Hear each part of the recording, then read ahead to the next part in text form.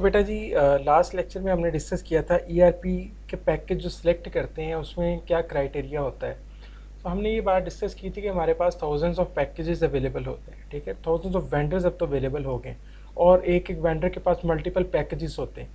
तो उनमें से आपके लिए कौन सा बेस्ट फिट होगा, उसके लिए आप क्या करते हैं, आप क्राइटेरिया चूज़ करते हैं, ठीक है। पहले हमने देखा कि मुख्तलिफ जो पैकेजेस हैं, कुछ इंडस्ट्री स्पेसिफिक हैं, कुछ प्लेटफॉर्म स्पेसिफिक हैं, कुछ ऑपरेटिंग सिस्टम और कुछ डेटाबेस स्पेसिफिक हैं, ठीक है। और कोई भी जो पैकेज है वो किसी ऑर्गेनाइजेशन की 100% नीड्स को पूरा नहीं करता। सो हमने उनमें से जो है वो बेस्ट फिट सिलेक्ट करना होता है जो कि हमारे पास 80 to 90% हमारी जो फंक्शनल रिक्वायरमेंट्स हैं उनको पूरा करता हो, ठीक है। तो उसके लिए हमने क्राइटेरिया बनाया जो कि वेटेज के ऊपर मुश्तमिल होता है। हमने ये उसको इनिशियल स्क्रीनिंग का एक प्रोसेस बनाया, उसके बाद उसका फाइनल स्क्रीनिंग होगी। ये 2 स्टेप्स हैं इसके, इसको हम 2 स्टेप प्रोसेस भी कहते हैं। पहले में जो क्राइटेरिया इनिशियल स्क्रीनिंग का, यानी कि एक बहुत बड़ा पोर्टफोलियो है, एक बहुत बड़ा पूल है जिसके अंदर हम कहते हैं around thousands ERP packages available हैं। हम उनके लिए एक क्राइटेरिया तय करते हैं और क्राइटेरिया को वेटेज देते हैं और अकॉर्डिंग टू द वेटेज हम उनमें से शॉर्ट लिस्ट करते हैं 3 से 4 पैकेजेस, ठीक है। और 3 से 4 पैकेजेस को फिर हम आगे फाइनल सिलेक्शन के प्रोसीजर में लेके जाते हैं। वहाँ पे अगेन एक क्राइटेरिया, एक वेटेज सेट होती है, तो उसमें से हमें जो बेस्ट फिट पैकेज है वो मिल जाता है। अभी हम स्टार्ट करते हैं, हम थोड़ा सा इन डेफिनेशंस को, हेडिंग्स को रिव्यू कर लेते हैं, फिर आगे अपने टॉपिक पे जाते हैं। हमने कहा कि ऐसा प्रोडक्ट लें, ऐसा पैकेज लें जिसकी स्ट्रेटजी, विजन, मिशन और उसकी इन्वेस्टमेंट हो इनोवेशन के अंदर, यानी कि उसके लॉन्ग टर्म प्लानिंग्स हो, उसका विजन हो, उसके मिशंस हो और उसके गोल्स हों जिनको वो अचीव करना चाहता है। फिर हम ये देखते हैं कि जो पैकेज का वेंडर है उसकी मार्केट के अंदर कितनी फाइनेंशियल जो है ना अवेलेबल वाइबिलिटीज़ हैं, फाइनेंशियली वो कितना स्ट्रॉन्ग है, क्या वो मार्केट छोड़ के भाग जाएगा या वो अपनी मार्केट फेम को बरकरार रखेगा, अपनी मार्केटिंग इन्वेस्टमेंट्स को मेंटेन रखेगा। फिर उसके बाद हमारे पास आता है installed base and local presences, ठीक है। हमारे पास हमने ये देखना है कि कितनी जगह पे इंस्टॉल है, ठीक है, और आपकी इंडस्ट्री के स्पेसिफिक कितनी जगह पे इंस्टॉल है, जो मॉड्यूल आप चाहते हैं वो मॉड्यूल कितनी जगह पे इंस्टॉल है। इस तरह के हम कुछ इंस्टॉलेशन बेसिस को देखते हैं। फिर आगे आते हैं पार्टनरशिप्स के ऊपर। पार्टनरशिप के अंदर हम ये देखते हैं कि मुख्तलिफ दूसरे वेंडर्स के साथ वो किस तरह से कोलैबोरेट करते हैं। इन केस के अगर आपको कुछ मॉड्यूल जो है वो आपस में स्वैप करने पड़ते हैं तो पार्टनरशिप कैसी है। फिर हम ये देखते हैं कि इनकी पार्टनरशिप में कितने कंसल्टेंट कंपनीज अवेलेबल हैं। जितने कंसल्टेंट पार्टनर्स अवेलेबल होंगे उतनी ज़्यादा उस पैकेज की, उस वेंडर की हम कहते हैं कि फेम ज़्यादा होगी, उतना उस पैकेज के अंदर जो मॉड्यूल्स होंगे और जो उसकी फंक्शनैलिटी होगी मैच्योर लेवल पे पहुंच चुकी होगी। तो हम ये देखते हैं कि कितने पार्टनर्स अवेलेबल हैं उसके, कंसल्टिंग कंपनी के या थर्ड पार्टी जो कि दूसरे वेंडर्स हो सकते हैं। फिर हमने ये बात की थी टेक्नोलॉजी मैच्योरिटी। टेक्नोलॉजी मैच्योरिटी यहाँ से हमने कंटिन्यू करना है। टेक्नोलॉजी मैच्योरिटी एक क्राइटेरिया है। इसका बेसिक पर्पज़ ये है कि जितना वो टेक्निकली मैच्योर हो चुका होगा उतना वो ज़्यादा इफ़ेक्टिवली बिहेव करेगा इन इम्प्लीमेंटेशन, ठीक है। आफ्टर इम्प्लीमेंटेशन कितना स्पेसिफिक वो परफॉर्म करता है वर्क को, वो हम कहते हैं उसकी टेक्निकल मैच्योरिटी है। अगर वो मैच्योर नहीं है, आम तौर पे किसी सॉफ्टवेयर प्रोडक्ट को 2 से 3 साल लगते हैं मैच्योर होने में। उस दौरान बहुत सारी जो फंक्शनल रिक्वायरमेंट्स मीट नहीं हो रही होती, बहुत सारे जो हम कहते हैं क्रिटिकल और टेक्निकल बग्स होते हैं जो कि सिस्टम में नहीं होने चाहिए, ठीक है। अगर वो सिस्टम 2 से 3 साल तक किसी ख़ास ऑर्गेनाइजेशन के अंदर इम्प्लीमेंटेड रहता है तो उसके अंदर से वो बग्स ख़त्म हो जाती हैं, वो टेक्निकल एरर्स ख़त्म हो जाती हैं और वो जो है वो फंक्शनल रिक्वायरमेंट को इफेक्टिवली परफॉर्म करना शुरू कर देता है। तो हम ये देखते हैं कि इसके अंदर टेक्निकल मैच्योरिटी कितनी है, ठीक है। डेटाबेस कंपैटिबिलिटी देखते हैं कि वो कितनी डेटाबेसेस को सपोर्ट करता है। बहुत सारी डेटाबेसेस हैं, जिस तरह से यहाँ पे जो बुक के अंदर एग्जांपल है उसमें DB2 है, ओरेकल है, इस तरह की और डेटाबेसेस हैं। तो कितनी डेटाबेसेस के साथ वो चलता है, ये ना हो कि वो किसी स्पेसिफिक डेटाबेस के साथ चलता है, ठीक है। फिर अगर वो स्पेसिफिक डेटाबेस आप उससे लाइसेंस गेट करना चाहते हैं, वो अपनी टर्म्स एंड कंडीशन आपके साथ फाइनल नहीं करता, इसका मतलब है कि आपकी ERP की इम्प्लीमेंटेशन के अंदर एक हर्डल आती है, ठीक है। तो हम ये देखते हैं एट अ टाइम और इन पैरेलल वो कितनी डेटाबेसेस के साथ वर्क कर सकता है, ठीक है। अगर वो मल्टीपल डाटाबेसेस को एक्सेप्ट कर सकता है, मल्टीपल डाटाबेसेस के ऊपर इम्प्लीमेंट हो सकता है, इसका मतलब है कि वो टेक्निकली मैच्योर है in sense of database compatibility. Same case है हमारे पास ऑपरेटिंग सिस्टम कंपैटिबिलिटी। अब ऑपरेटिंग सिस्टम मल्टीपल है आपके पास, ये अगला पॉइंट भी इसी के साथ लिंक इन है, ठीक है। अब देखिए हमारे पास जो फॉन न्यूवन का आर्किटेक्चर है, जिसके अंदर ये हम HP और ये डेल एटसेट्रा प्रोड्यूस कर रहे हैं, सबसे पहले IBM ने मशीनरी प्रोड्यूस की थी। इस आर्किटेक्चर के ऊपर क्या ये कंपैटिबल है? सिमिलरली दूसरा हमारे पास इसके मैकिन्टोश ऑपरेटिंग सिस्टम है, जो कि मैक्स, एप्पल का एक आर्किटेक्चर है, एप्पल इंक, क्या वो उसके ऊपर सपोर्टिव है? सिमिलरली तीसरा प्लेटफॉर्म आपके सामने एंड्रॉयड है, मोबाइल फ़ोन के हवाले से। गो कि इसके अंदर भी वही फीचर्स हैं, उसी लेआउट के ऊपर काम करता है। तो बेसिक जो हम इसका जो लेआउट है वो IBM वाला है, तो लेकिन ये डिफरेंट ऑपरेटिंग सिस्टम के ऊपर आ गया। तो क्या ये इस प्लेटफॉर्म को सपोर्टिव होगा? तो हम ये देखते हैं कि एट अ टाइम वो कितने डिफरेंट प्लेटफॉर्म्स के ऊपर चल सकता है, या वो कितने प्लेटफॉर्म के साथ कंपेटेबल है। अगर तो वो बहुत ज़्यादा प्लेटफॉर्म के साथ कंपेटेबल है, इसका मतलब है कि वो टेक्निकली मैच्योर है। अदरवाइज़ वो टेक्निकली मैच्योर नहीं है, किसी ख़ास ऑपरेटिंग सिस्टम के ऊपर वो चलता है। जिस तरह से मैंने मार्केट में आपको एग्जांपल दी थी कि मार्केट के अंदर जाए ना, तो आपको कुछ ऐसे सॉफ्टवेयर यूज़र्स मिलेंगे जो कि अपनी प्रोडक्ट जो है ना विंडोज़ XP के ऊपर चला रहे होंगे, जो कि आज से तकरीबन 15-20 साल पुरानी प्रोडक्ट है। हम देखते हैं कि मार्केट में विंडोज़ 10 के मुख्तलिफ वर्जन्स आ चुके हैं और हम उनके ऊपर काम करते हैं, और इवन उसकी हम मंथली और बाई मंथली अपडेट्स भी गेट करते हैं। तो वो एक स्पेसिफिक यूज़र वो विंडोज़ XP के ऊपर क्यों बैठा हुआ है? क्योंकि उसका जो सॉफ्टवेयर है वो सिंगल कोर के ऊपर चलता है, ठीक है, XP का भी और सॉफ्टवेयर प्रोडक्ट का भी। और सिंगल कोर ऑपरेटिंग सिस्टम जो है ना, वो दूसरा XP है, वो सिंगल कोर के ऊपर चलना है। मल्टी कोर के ऊपर आएंगे, विंडोज 7 चलेगी, वहाँ पे वो सॉफ्टवेयर चलना बंद हो जाता है। तो हम ये देखते हैं कि एट अ टाइम कितने प्लेटफॉर्म्स के ऊपर ये काम कर रहा है, ठीक है। तो ये हम ये भी देखते हैं कि ये इनोवेशन की सेंस में आता है। जैसी टेक्नोलॉजी जो इवॉल्व होती है, तो क्या ये सॉफ्टवेयर पैकेज जो हम वेंडर से जैसे परचेज करना चाहते हैं वो भी अपडेट होगा साथ में, या अपडेट नहीं होगा? तो ये इसकी टेक्निकल मेच्योरिटी है। आगे आते हैं मिडलवेयर प्लेटफॉर्म। ये मिडलवेयर क्या होता है? नाम से जाहिर है कि दो प्लेटफॉर्म्स के दरमियान कुछ जो है ना, हम कहते हैं जो गैप आता है उसको ब्रिज करने का एक प्लेटफॉर्म होता है। जिस तरह से हम देखते हैं कि मुख्तलिफ ऑपरेटिंग सिस्टम है, सन सोलारिस है, फेडोरा है, यूनिक्स है, लाइनक्स है, और जो मोस्ट पॉपुलर है विंडोज़ XP, विंडोज़ विजिटा 7, और जो दूसरा पॉपुलर दूसरे नंबर पे है वो मैक्स ऑपरेटिंग सिस्टम है। इन सभी में फाइल की फॉर्मेटिंग डिफरेंट होती है, ठीक है, इनकी एक्सटेंशंस डिफरेंट होती हैं, इनके जो चीज़ों की एग्जीक्यूशन के लिए जो एग्जीक्यूशन का वे है वो डिफरेंट होता है, ठीक है। तो ये सारी चीज़ें एक प्लेटफॉर्म से दूसरे प्लेटफॉर्म के ऊपर जब आप स्विच करते हैं तो आपको एक मिडल वेयर की ज़रूरत होती है। फॉर एग्जांपल, मैं एक डिस्ट्रीब्यूटेड सिस्टम में यहाँ पे बैठा काम कर रहा हूँ, किसी दूसरे सिस्टम की सर्विसेज को गेट कर रहा हूँ, लेकिन वहाँ पे जो ऑपरेटिंग सिस्टम इंस्टॉल है वो लाइनक्स है, ठीक है। तो मेरा जो फाइल सिस्टम है वो और है, यहाँ पे डायरेक्टरी सिस्टम और है, यहाँ पे रनिंग सिस्टम और है, वहाँ पे रनिंग सिस्टम और है। तो ये दोनों सिस्टम आपस में डायरेक्टली कम्युनिकेट नहीं कर सकते, आपस में एक दूसरे के साथ इंटरेक्ट नहीं कर सकते। उसकी रीज़न मैंने आपको बताई कि डिफरेंट फाइल स्ट्रक्चर है। अब हम दरमियान में ना एक मिडलवेयर रखते हैं। उस मिडलवेयर का काम क्या होता है? इस कम्युनिकेशन को सिंक्रोनाइज करना, इसकी डाटा कम्युनिकेशन को कन्वर्जन में लेके आना है, ठीक है, जो कि नेटवर्किंग के थ्रू भी हो सकता है, वो किसी खास प्लेटफॉर्म के थ्रू भी हो सकता है कि इधर जो फाइल का फॉर्मेट है जो मुझे मेरे सिस्टम के ऊपर जो एप्लीकेबल है वो एक्सेप्टेबल हो, और जैसे मैं फाइल को सेंड करूँ तो वो मिडलवेयर उसको कन्वर्ट कर देता है in other systems readable form, ठीक है।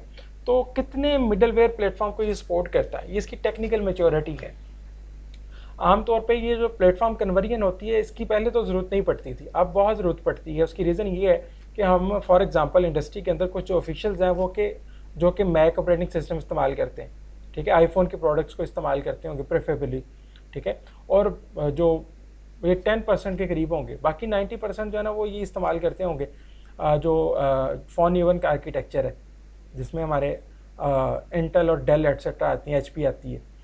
तो इन दोनों यूज़र्स ने उस सिस्टम को इस्तेमाल करना है। अगर आपका मिडलवेयर इफेक्टिव होगा तो आपके दोनों तरह के यूज़र इसको इस्तेमाल कर सकते हैं। अगर आपका मिडलवेयर इफेक्टिव नहीं ना है तो वो जिस बंदे के पास आईफोन है ना, वो अपना आईफोन बेच के तो अब वो सैमसंग के ऊपर एटसेट्रा किसी कंपनी के ऊपर वो आएगा, ठीक है। तो ये सिस्टम की जो है ना इमेच्योरिटी शो कर रहा है। अगर सिस्टम मैच्योर हो तो डेफिनेटली वो उसी प्रोडक्ट के साथ कंपेटेबल भी हो। तो ये डिपेंड करता है उसके मिडलवेयर के ऊपर। अगर तो इसके मिडलवेयर स्ट्रॉन्गर है तो ये तमाम जो आर्किटेक्चर्स हैं उसके साथ कम्युनिकेट कर सकते हैं। अगर मिडलवेयर स्ट्रॉन्गर नहीं है तो वो डिफरेंट प्लेटफॉर्म्स के लिए फिर वो कंपेटेबल नहीं होगा। हम वो उसको प्लेटफॉर्म स्पेसिफिक जो ERP पैकेज कह सकते हैं हम। सिमिलरली हमारे पास नेक्स्ट है application support industry standards. Industry standards होते हैं, ISO है, इंटरनेशनल स्टैंडर्डाइजिंग ऑर्गेनाइजेशन है, वो जो कि स्टैंडर्ड्स डेवलप करती है। ऑर्गेनाइजेशंस बाउंड होती हैं कि अपनी ऑपरेशंस को, अपनी वर्किंग को, अपनी रिपोर्ट्स को, अपनी कम्युनिकेशंस को और अपनी परचेजिंग और सेलिंग को उस सिस्टम के मातहत चलाएं, उसके अंडर चलाएं। जब तक वो उन रूल्स को ओबे नहीं करते तब तक वो उन स्टैंडर्ड्स को गेट नहीं करते। तो अगर आप अपने पूरे सिस्टम को जो है ना वो ERP बेस बनाना चाहते हैं तो डेफिनेटली आपका सिस्टम भी उन स्टैंडर्ड्स को फॉलो करता होना चाहिए। अगर आपका सिस्टम उन स्टैंडर्ड्स को फॉलो नहीं करता तो आप कभी भी ISO सर्टिफिकेशन गेट नहीं कर सकते। ठीक है, अब जिस तरह से यूनिवर्सिटी जो है ना वो ISO की सर्टिफिकेशन गेट करना चाहती है तो ISO के जो रूल्स हैं, जो स्टैंडर्ड्स हैं, हम उनको फॉलो करेंगे। तो यूनिवर्सिटी के अंदर जो हमारे पास सॉफ्टवेयर हैं, जो फाइनेंस के हैं, जो एग्जामिनेशन के हैं, जो रजिस्ट्रार ऑफिस में हैं और जो स्टूडेंट के लर्निंग मैनेजमेंट सिस्टम के जो टूल्स हैं, वो कि ये डिफरेंट वेंडर से हमने परचेज़ किया हुआ है। ये एक सेंट्रलाइज्ड ERP नहीं है, लेकिन उसके बावजूद भी ये सारे के सारे उन स्टैंडर्ड्स को फॉलो करते होने चाहिए। अगर ये उन स्टैंडर्ड्स को फॉलो नहीं करेंगे तो डेफिनेटली उस तरह की रिपोर्ट्स प्रोड्यूस नहीं होंगी, तो डेफिनेटली वो सर्टिफिकेशन भी गेट नहीं होगी। तो हम क्या कहते हैं, अगर आपने उन कंपनीज़ की, उन स्टैंडर्ड ऑर्गेनाइजेशन से सर्टिफिकेशन गेट करनी है तो आपका ERP भी उन्हीं स्टैंडर्ड डोमेन्स को फॉलो करता होना चाहिए, उन इंडस्ट्रियल स्टैंडर्ड्स को फॉलो करता होना चाहिए जो कि जिस तरह से ISO या दूसरी सर्टिफिकेशन ऑर्गेनाइजेशंस हैं उन्होंने जो है ना वो मेंटेन किया हुए स्टैंडर्ड्स, हम उनको फॉलो करते हैं। अगर आपका ERP उनको फॉलो नहीं करता तो वो आपकी सर्टिफिकेशन के रास्ते में एक हर्डल होती है। उसके बाद आता है whether the application can be hosted. Hosted से मुराद है आप उसको किसी वेब सर्वर के ऊपर होस्ट करवा दें। फॉर एग्जांपल यूनिवर्सिटी का जो इंटरनल अटेंडेंस सिस्टम है जहाँ पे एम्प्लॉयज़ आके अटेंडेंस लगाते हैं, आप देखते हैं यूनिवर्सिटी का जो स्टाफ एंड फैकल्टी है वो आते हैं तो गेट पे अपना थंब इम्प्रेशन और आई रेटिना स्कैनिंग करने के बाद अपनी अटेंडेंस मार्क करते हैं। तो ये यूनिवर्सिटी की एक सर्विस है जो कि होस्ट नहीं हुई। इससे क्या मुराद है कि मैं घर बैठे जो है ना वो अपनी अटेंडेंस को चेक नहीं कर सकता। इसके बरक्स जो यूनिवर्सिटी में LMS है ये होस्टेड है। होस्टेड से मुराद क्या, आपके पेरेंट्स घर बैठे आपकी अटेंडेंस को चेक कर सकते हैं, टीचर घर बैठे अटेंडेंस मार्क कर सकता है, टीचर घर बैठे असाइनमेंट अपलोड कर सकता है। तो ये एप्लीकेशन होस्टेड है। होस्टेड से मुराद है कि आप आउटसाइड द साइट से हट के किसी लोकेशन पे जाके भी उस ERP को एक्सेस कर सकते हैं। मतलब एक ऑनर है वो घर बैठे जो है ना ERP से अपडेट्स लेना चाहता है। कस्टमर जो अपनी साइट पे बैठे आपकी ERP से जो है ना वो आपकी प्रोडक्ट अवेलेबिलिटी चेक कर सकता है, रेट्स को चेक कर सकता है। तो हम कहते हैं कि क्या ये ERP की कुछ फैसिलिटीज़ होस्टेबल हैं जो कि ऑर्गेनाइजेशन अगर चाहे तो होस्ट कर सकती हो। अगर ये होस्टेबल है तो हम कहते हैं कि जी ये टेक्निकली मैच्योर है। अगर वो उसके अंदर होस्टिंग की फैसिलिटी नहीं है तो टेक्निकली मैच्योर नहीं है। आगे हम बात करते हैं स्केलेबिलिटी ऑफ सोल्यूशन से मुराद वो जो ERP पैकेज आपने गेट किया है वो है। स्केलेबल से मुराद चीज़ों को इन्हांस करने की फैसिलिटी होती है। फॉर एग्जांपल एक इंडस्ट्री है जो कि स्पेसिफिकली जो है ना वो गारमेंट्स के ऊपर डील कर रही है, ठीक है। तो अब वो चाहती है कि गारमेंट से निकल के वो साथ में टेक्सटाइल प्रोडक्शन के ऊपर भी आए, यानी कि कपड़े को प्रिंटिंग और डाइंग करने के ऊपर भी आए। तो वो अपना यूनिट को एक्सपेंड करती है। अगर यूनिट को स्केलेबल बनाती है तो आपका ERP भी स्केलेबल होना चाहिए, ERP भी उसी तरीके से साथ में एक्सपेंडेबल होना चाहिए। ये दूसरे नंबर पे जो लिखा है ना फ्लेक्सिबिलिटी, ये फ्लेक्सिबिलिटी इस सेंस में आती है जिस तरह से स्केलेबिलिटी है कि अगर आप इसको इन्हांस करना चाहें तो इन्हांस हो सकता हो, बढ़ सकता हो। अगर वो उसके अंदर एक्सटेंशन के चांसेस नहीं है तो इसका मतलब वो टेक्निकली मैच्योर नहीं है। फ्लेक्सिबिलिटी से मुराद ये है कि उसकी वर्किंग, उसकी फंक्शनैलिटी और उसकी कंपैटिबिलिटी के अंदर फ्लेक्सिबिलिटी होनी चाहिए।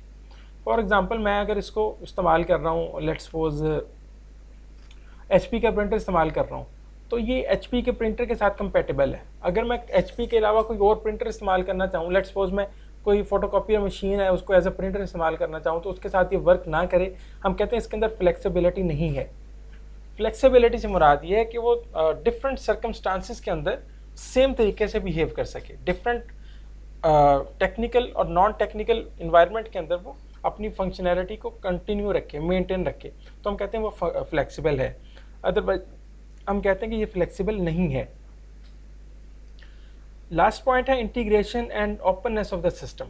इंटीग्रेशन एंड ओपननेस, इससे मुराद ये है, इंटीग्रेशन से मुराद है कि आप उसमें और चीज़ें शामिल कर सकते हैं। ओपननेस से मुराद वो किसी स्पेसिफिक दूसरे सिस्टम के साथ भी काम कर सकता हो, ठीक है। जिस तरह से आपका एक ERP है, उसके साथ आप जो है ना वो एक थंब एक्सप्रेशन मशीन लगाना चाहते हैं फॉर अटेंडेंस पर्पस, ठीक है। तो वो उसके लिए ओपननेस है कि वो उस अटेंडेंस वाले मॉड्यूल के साथ मिलके काम कर सकता हो। अटेंडेंस वाली जो मशीन है डेफिनेटली उसका एक ड्राइवर है, उसके साथ एक आपको सॉफ्टवेयर पैकेज मिलता है, तो वो सॉफ्टवेयर पैकेज इंटीग्रेट होता है विद योर ERP सिस्टम, ठीक है। तो हम अलहदा से उसकी कोडिंग नहीं करते, उसकी कोडिंग उसके पैकेज के अंदर अवेलेबल है। थंब जो स्कैनिंग मशीन है या कार्ड स्कैनिंग मशीन है, तो वो दोनों चीज़ें, दोनों सॉफ्टवेयर आपस में इंटरेक्ट करते हैं। अगर तो वो इंटरेक्ट कर सकता हो तो हम उसको कहते हैं ओपनेबल है, ओपननेस है उसके अंदर अवेलेबल है। अगर वो इंटरेक्ट नहीं कर सकते हम कहते हैं कि ओपननेस अवेलेबल नहीं है। तो ये टेक्निकल मैच्योरिटी के हवाले से ये पॉइंट्स देखते हैं सिस्टम के। और उसके बाद हमारे पास आता है वेंडर्स कस्टमर सर्विसेज। वेंडर की कस्टमर को क्या सर्विसेज मिलती हैं। सर्विसेज से मुराद जब आपका सिस्टम इम्प्लीमेंट हो जाता है उसके बाद उसके अंदर चेंजेस आती हैं।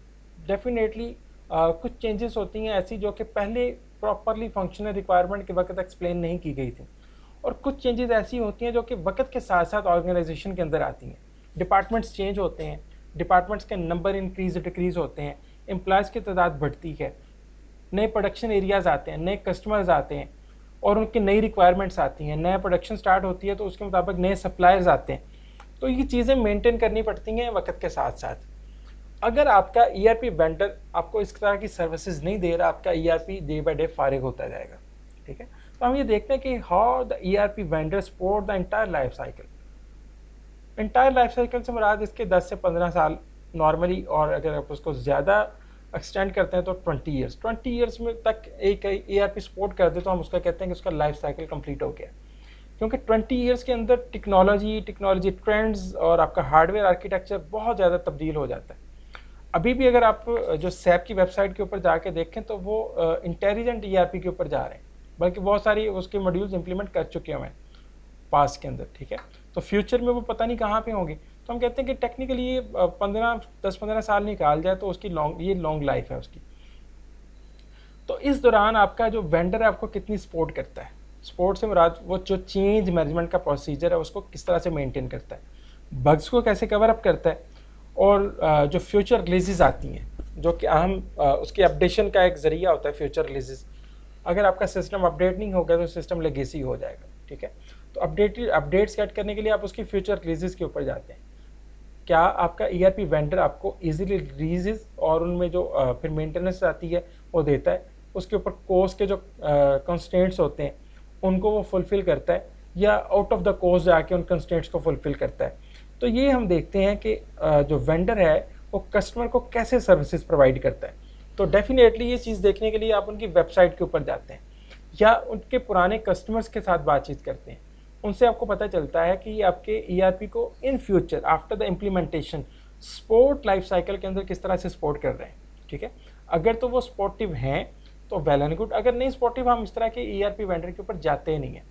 अभी हम जो है ना वो मैंने आपसे डिस्कस किया था, एक केस स्टडी आपसे डिस्कस करूँगा, उसमें हम देखते हैं कि बहुत सारे वेंडर्स जो है ना वो भाग जाते हैं, वो ERP को सपोर्ट नहीं करते। तो हैवी इन्वेस्टमेंट जो होती है, heavy investment in terms of time and in term of cost, दोनों की दोनों ज़ाया हो जाती हैं। तो हम ये देखते हैं कि वेंडर सपोर्टिव हो during the life cycle, bugs को और जो हमारी चेंज रिक्वायरमेंट्स आती हैं उनको मेंटेन करता हो। सो नेक्स्ट हमारे पास है कॉस्ट ऑफ द सॉफ्टवेयर। हमने पहले भी बात की थी, इस स्लाइड पे वापस जाते हैं। दो चीज़ें हम देखते हैं, ये सबसे इम्पॉर्टेंट है, कीन इम्पॉर्टेंस है, financial viability and the last one is cost. Financial viability से मुराद क्या वेंडर मार्केट छोड़ के तो नहीं भागेगा, और कॉस्ट आप कितना खर्चा बर्दाश्त कर सकते हैं। ऑर्गेनाइजेशन जो कि ERP को इम्प्लीमेंट तो करना चाहती है लेकिन उसके फाइनेंशियल रिसोर्सेज इतने नहीं हैं कि वो उस वेंडर से चीज़ परचेज कर सके, ठीक है। तो डेफिनेटली आप उस वेंडर की तरफ नहीं जा सकते जिसकी कॉस्ट आपके रिसोर्सेज से ज़्यादा है। हम उस वेंडर की तरफ जाएंगे जिसकी कॉस्ट आपके रिसोर्सेज के अंदर कवर हो सकती है। ठीक है, तो हम कह सकते हैं कि ये जो हमारे पास होती हैं SMEs, small and medium enterprises. ठीक है, small and medium size enterprises जो होती हैं उनके लिए ज़्यादा इशू होता है। बड़े ऑर्गेनाइजेशंस होती हैं, उनके बजट्स बड़े होते हैं। ठीक है, उनके पास रिसोर्सेज ज़्यादा होते हैं और उनके पास फाइनेंशियल जो बैरियर्स नहीं होते। तो जहाँ पे इस तरह के बैरियर्स होते हैं, डेफिनेटली जिस तरह से small and medium term organisations होती हैं उनके अंदर तो डेफिनेटली बहुत इशू आता है इसके ऊपर। तो हम ये एक बहुत बड़ा कंस्ट्रेंट होता है, हम उस प्रोडक्ट को परचेज़ नहीं कर सकते जिसके फाइनेंशियल रिसोर्सेज हमारे पास अवेलेबल नहीं है। तो ये क्राइटेरिया है, हम क्राइटेरिया में देखते हैं कि जो वेंडर हम सेलेक्ट कर रहे हैं क्या इतने पैसे भी ऑर्गेनाइजेशन खर्च कर सकती है या नहीं खर्च कर सकती। तो हम कहते हैं the most important criteria for final selection वो क्या है, कॉस्ट। कॉस्ट कितनी आती है सॉफ्टवेयर की, specially for small and medium enterprises. Increasingly companies are looking at total cost of ownership. Ownership आमतौर पर इससे मेरा लाइसेंसिंग है। ठीक है, if the vendor licensing cost is high but it can provide tools and accelerators which reduce implementation cost, time and cost. यानी कि आपको कुछ ऐसे, जिस तरह से एक्सेल जो है ये आपको फैसिलिटी देता है कि आप अपनी मर्ज़ी से इसके अंदर मज़ीद फंक्शनैलिटी ऐड कर सकते हैं। ठीक है, अगर आपको वेंडर इस तरह के टूल्स और इस तरह के एक्सेलरेटर्स दे देता है कि आप अपनी मर्ज़ी से कोड को मॉडिफाई कर सकते हो, इसको ऑनरशिप कह सकते हैं। अगर आपको इस तरह की चीज़ें मिलती हों for small and medium enterprises, छोटे साइज़ के ऑर्गेनाइजेशंस के लिए जिनके पास बहुत ज़्यादा बजट नहीं होता, तो वो खुद से बैठ के जो है ना उनके ऊपर जो है ना वो वर्किंग कर सकते हैं। ठीक है, तो हम ये कह सकते हैं कि जो छोटी ऑर्गेनाइजेशन है वो प्रेफर करती हैं या तो सस्ती प्रोडक्ट मिल जाए, अगर सस्ती प्रोडक्ट नहीं मिलती तो फिर उस टर्म में कुछ ऐसे उनको टूल्स मिल जाएं जो कि फ्यूचर में मेंटेनेंस कॉस्ट जो है ना उनको रिड्यूस करते हों। उन टूल से मुराद कुछ ऐसे एक्सेलरेटर्स, कुछ ऐसे इंटरफेसेस मिल जाएं जो कि हम अगर चाहें तो उसमें अपने टाइप की फंक्शनैलिटी ऐड कर सकते हो। तो हम कहते हैं कि जो हमारे पास टोटल कॉस्ट ऑफ ओनरशिप है ना वो कम हो जाती है, TCO कम जो कम्स डाउन हो जाती है। क्यों कम डाउन हो जाती है, आप जहाँ पे आपने पैसे दे के कोई चीज़ चेंज करवानी है या पर मेंटेनेंस आपने कुछ पेमेंट करनी है, वहाँ पे आप खुद उस चीज़ को परफॉर्म कर रही हैं, आपका जो लोकल सॉफ्टवेयर डेवलपर है उसको वो उन चेंजेस को परफॉर्म कर रहा है, तो आपकी कॉस्ट काफ़ी रिड्यूस हो जाती है। ठीक है, तो कॉस्ट एक इम्पॉर्टेंट फैक्टर है जो कि कोई भी ERP पैकेज सेलेक्ट करने में सबसे ज़्यादा हमारे मद्देनज़र होता है। दूसरे नंबर पे जो चीज़ होती है वो आपका जो वेंडर है वो भागने वाला तो नहीं है।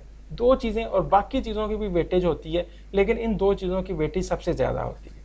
ठीक है, ये जो हमने क्राइटेरिया पढ़ा इसमें हमने देखा कि उनके फ्यूचर प्लान्स क्या हैं, वो इनोवेशन के ऊपर कितना इन्वेस्ट करते हैं, फाइनेंशियल वाइबिलिटी क्या है, और उसके बाद कहाँ कहाँ पर इंस्टॉल है, टेक्निकल मैच्योरिटी का लेवल क्या है, और सपोर्ट कैसे करते हैं, कॉस्ट कितनी आती है। यहाँ से हम वो जो थाउजेंड्स का एक पूल था उसमें से हम जो है ना वो चूज़ कर लेते हैं 3 to 5 projects, 3 to 5 packages select करते हैं विद इन अ वेंडर। एक वेंडर के पास इस तरह के कितने प्रोडक्ट्स हैं, कितनी पैकेजेस अवेलेबल हैं, वो सिलेक्ट करने के बाद हमारा सेकंड फेज स्टार्ट होता है, फाइनल पैकेज सिलेक्शन।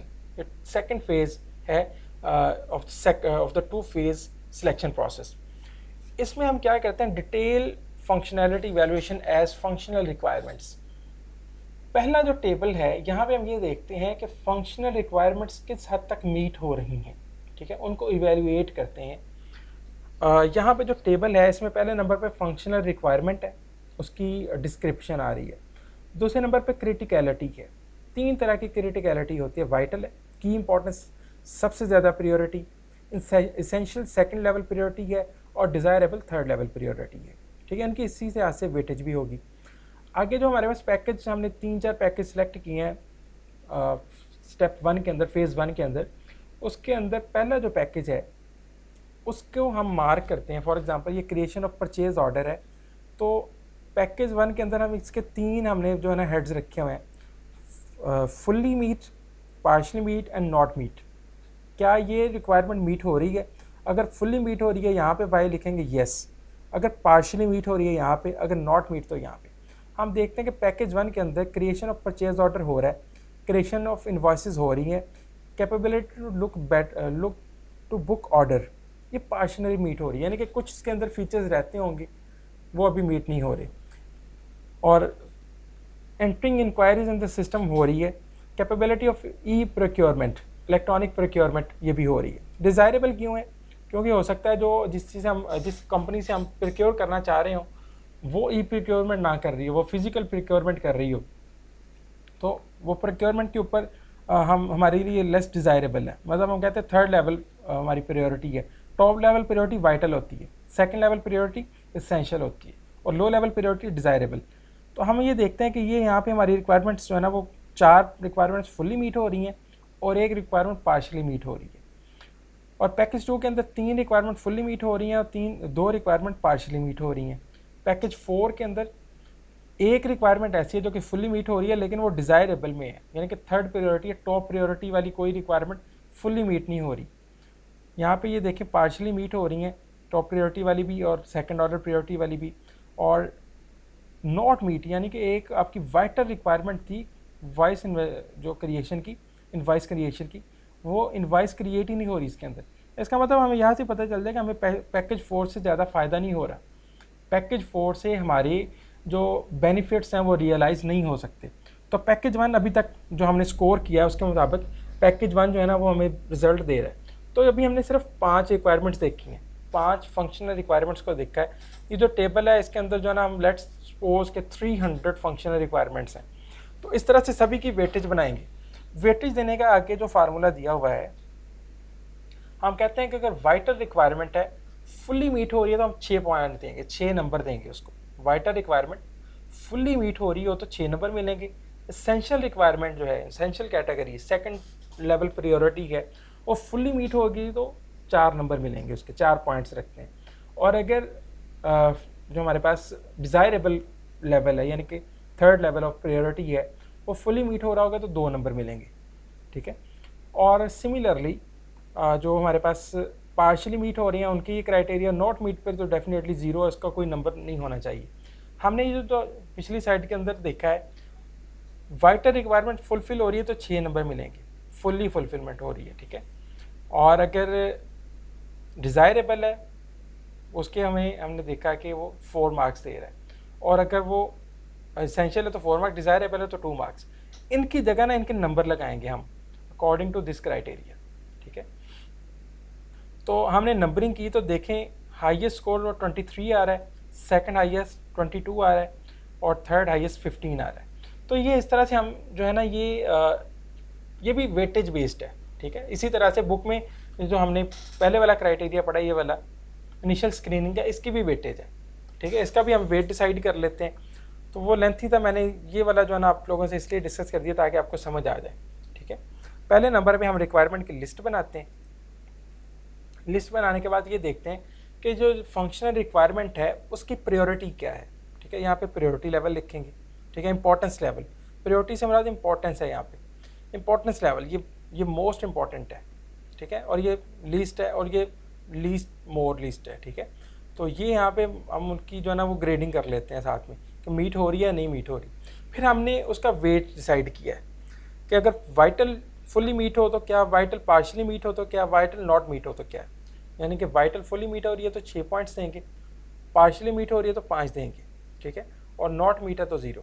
आप देखें ये डिज़ायरेबल जो हमारी इंपॉर्टेंस लेवल है इसमें फुल्ली भी मीट हो रहा है तो 2 नंबर मिल रहे हैं। हमने वेटेज सेट की है अपनी रिक्वायरमेंट की प्रायोरिटी और इम्पोर्टेंस के लिहाज से, और उसके मुताबिक हमने इनकी स्कोरिंग की है। तो ये जो है ना पैकेज 1 अभी तक हमारे लिए टॉप मोस्ट चल रहा है।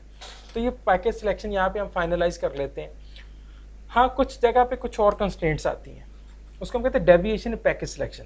पैकेज को सिलेक्ट करने में डेविएशंस कहाँ कहाँ पे आती हैं, ऊंच नीच, या हम अपने इस क्राइटेरिया से दाएं बाएं क्यों हो जाते हैं, उसकी कुछ वजूहात होती हैं। पहले नंबर पे company tells its main supplier to implement a particular ERP। For example ये जो इंटरलूप है ये डेवलप करती है सॉक्स। तो हम ये सपोज करते हैं कि ये कोई ABC इंडस्ट्री है जहाँ से ये कॉटन लेते हैं, ठीक है। कॉटन एज इट पौधे से नहीं ली जाती, कॉटन को गेट किया जाता है, उसकी बेलिंग की जाती है, उसके बाद उसको बेल ब्रेकिंग डिपार्टमेंट में ले जाते हैं, वहाँ पे उसको साफ़ किया जाता है। वो 6 डिफरेंट स्टेप्स होते हैं। उसके बाद उसको हम रिफ़ाइन करने के बाद उसको कार्डिंग करते हैं, उसकी स्पिनिंग करते हैं, उसका धागा बनता है एक्सेट्रा। तो वो स्पिनिंग तक की एक इंडस्ट्री है ABC स्पिनिंग इंडस्ट्री। उससे इंटरलूप जो है ना वो प्रोडक्ट लेती है, धागा लेती है कॉटन का, और उससे फिर वो सॉक्स डेवलप करते हैं। अब इंटरलूप जो है ये एक ERP इम्प्लीमेंट कर चुकी है, फॉर एग्जांपल सैप से, ठीक है। और इनकी तमाम तर रिपोर्ट्स और तमाम तर टेम्पलेट्स जो है ना वो सैप वाले हैं। अब इन्होंने अपना जो सैप है उसको रजिस्टर्ड भी कराया हुआ है ISO से, ठीक है। इनकी कंपनी ISO सर्टिफाइड है, तो अल्टीमेटली इनका सैप भी सर्टिफाइड है। अब ये कहते हैं कि जो ABC स्पिनिंग मिल है ना वो भी यही वाला सैप इस्तेमाल करे। उसका फ़ायदा क्या होगा, एक तो ISO स्टैंडर्ड मीट होते रहेंगे वहाँ पे भी, ABC स्पिनिंग मिल के अंदर भी। दूसरे नंबर पे टेम्पलेट्स, आपस में कम्युनिकेशन, आपस में इनवाइस जनरेशन, आपस में ऑर्डर क्रिएशन, और तमाम तर जो एक ABC कंपनी स्पिनिंग मिल की इंटरलूप के साथ जो क्रॉसपॉन्डेंस है वो सारी की सारी एक सिमेट्री के अंदर आ जाए, ठीक है। तो इस तरह की एग्जांपल्स मार्केट में अवेलेबल होती हैं कि जो ABC स्पिनिंग मिल है वो अपनी मर्जी से क्राइटेरिया सेट नहीं करती, अपनी मर्जी से पैकेज को सिलेक्ट नहीं करती, बल्कि वो जो उनका सप्लायर, जिनको वो सप्लाई कर रहे हैं, जो उनका कस्टमर कह लें, उनकी रिक्वायरमेंट के मुताबिक अपना ERP सिलेक्ट करते हैं। अब वो इंटरलूप उनका बड़ा जो है वो एक कह लें कि कस्टमर है जिससे बहुत ज़्यादा रेवेन्यू जनरेट होता है, तो इंटरलूप की रिक्वायरमेंट को वो फुलफ़िल करते हुए कोशिश करेंगे कि जो ERP इंटरलूप कह रहा है वो उसको इम्प्लीमेंट करें।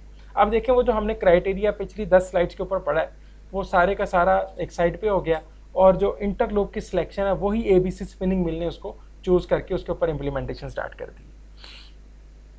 दूसरे नंबर पे group of company wants to implement the same ERP that mother company has.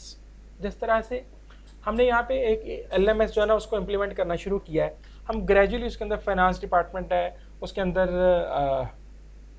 हम कहते हैं एग्जामिनेशन है, एडमिशन है, और रजिस्ट्रार ऑफिस एट्सेट्रा, हम सभी को उस अम्ब्रेला के अंदर लेके आ रहे हैं आहिस्ता आहिस्ता। जब ये मैच्योर हो जाएगा ना तो हम ये कहेंगे कि इसी को कराची कैंपस में भी नाफिज कर दें।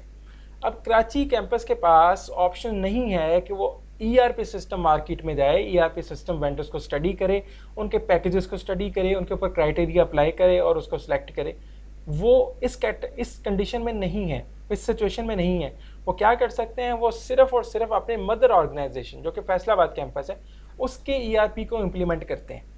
तो ये ERP इम्प्लीमेंटेशन जो है वो मदर ऑर्गेनाइजेशन वाली सेम आ जाती है। तब भी आपने वो सारा सिलेक्शन क्राइटेरिया जो कि ऑलरेडी हम पहले 10 स्लाइड्स के अंदर पढ़ चुके हैं उसको पसे पुश डाल दिया। ERP selection can be driven, ये भी कहता है कि एक बेटर डिसीजन होता है। इसकी क्या वजह है, एक बेटर डिसीजन होने की वजह ये है कि यहाँ पे जो है ना वो हमारा ERP मैच्योर हो चुका होगा, 2-4 साल में वो जो है ना यहाँ पे वर्किंग करके तमाम बग्स ख़त्म हो चुके होंगी, तमाम फंक्शनल रिक्वायरमेंट्स मीट हो रही होंगी, तमाम टेम्पलेट सेट हो चुके होंगे। अब उन टेम्पलेट्स को हम रोल आउट कर देंगे कराची कैंपस के अंदर, ठीक है। तो रोल आउट स्ट्रेटजी हमने ये पढ़ा था कि इसके अंदर आपको ERP के अंदर रिस्क के पॉइंट्स कम होते हैं, तो हम इसको रोल आउट करेंगे। तो ये ज़्यादा बेनिफिशियल है किसी भी कंपनी के लिए कि वो अपनी मदर ऑर्गेनाइजेशन वाला ही ERP सेटअप उठा ले, ठीक है, क्योंकि वो उस ऑर्गेनाइजेशन के एनवायरनमेंट के मुताबिक मैच्योर हो चुका होता है। तीसरा पॉइंट है ERP decision can be derived a lot by the ERP price. अब हम चाहते हैं जो फंक्शनैलिटी हमारी जो हमने सिलेक्ट की है पिछले 10 स्लाइड्स के अंदर वो मीट हो रही है सारी की सारी सैप के अंदर, सैप के प्रोडक्ट है, लेकिन सैप की जो कॉस्ट है वो नेशनल टेक्सटाइल यूनिवर्सिटी बियर नहीं कर सकती फॉर एग्जांपल। तो इन केस हम क्या करेंगे, हम उस वेंडर को परचेज़ नहीं कर सकते वेंडर से, हम किसी लोकल वेंडर के ऊपर चले जाएंगे या इंटरनेशनल भी किसी और सस्ते वाले वेंडर के ऊपर चले जाएंगे। तो कहता है कि may not be good ERP। अब वो ERP हमारी रिक्वायरमेंट के मुताबिक नहीं हो सकता, यानी कि best fit 80 to 90% functional requirement को मीट नहीं कर रहा होगा, वो 40-50% फंक्शनल रिक्वायरमेंट को मीट करेगा, और बाकी सारी चीज़ें जो है ना वो आपकी लिंगर होती रहेंगी या वो सारी की सारी सिस्टम से खारिज हो जाएंगी। उसके बाद हमारे पास आता है for certain industries one ERP may be very popular as it offer a lot of industry specific functionality. जिस तरह से जो सैप का पहला ERP था ये ब्रिटिश आर्मी ने परचेज़ किया था, ब्रिटिश आर्मी की तमाम तर जो हम कहते हैं मैनेजमेंट थी वो ईआरपी के ऊपर वर्क कर रही थी, तो फिर सेम ईआरपी परचेज़ किया अमेरिकन आर्मी ने भी। ठीक है, उसकी रीज़न क्या थी, वो उस फील्ड में ग्रो कर चुके हुए थे, उस फील्ड में उनका ईआरपी इतना मैच्योर हो चुका था कि तमाम फंक्शनल रिक्वायरमेंट को मीट करना शुरू कर दिया था उसने। ठीक है, नियर 100% फंक्शनल रिक्वायरमेंट्स मीट हो रही थी। तो वो एक मशहूर हो चुका हुआ है कि ये वाला सॉफ्टवेयर इस स्पेसिफिक इंडस्ट्री को सपोर्ट करता है। जिस तरह से मैंने आपको पहले भी एग्जांपल दी कि जो हमारे पास CMS होता है, कैंपस मैनेजमेंट सिस्टम या कॉलेज मैनेजमेंट सिस्टम है, शिबली कॉलेज से बाद में बहुत सारे कॉलेजेस ने परचेज़ किया। क्यों? क्योंकि वो शिबली कॉलेज के अंदर बहुत ज़्यादा मैच्योर हो चुका हुआ था। तो हम ये देखते हैं कि अगर कोई इंडस्ट्री स्पेसिफिक ERP है तो वो उस इंडस्ट्री के अंदर मैच्योर हो चुका होगा, तो हम उसको भी सिलेक्ट कर लेते हैं, बिसाइड हम वो पूरा सिलेक्शन क्राइटेरिया और सिलेक्शन प्रोसेस से गुजरें। जिस तरह से एग्जांपल दी हुई है, रीटेक है रिटेल इंडस्ट्री के लिए, पीपलसॉफ्ट था HR मैनेजमेंट के लिए, और मिनकॉम है माइनिंग इंडस्ट्री के लिए। उसके बाद ये जो RF प्रोसीजर है, इसको हम देखेंगे, ये थोड़ा सा इसके ऊपर डिस्कशन ज़्यादा करनी पड़ेगी। ये एक पूरा प्रोसीजर है, इसको मैं आपको अगली क्लास में थोड़ा ब्रीफ कर दूंगा। अभी तक बेटा आज की क्लास में जो आपकी क्यूरीज हैं मुझसे पूछ सकते हैं।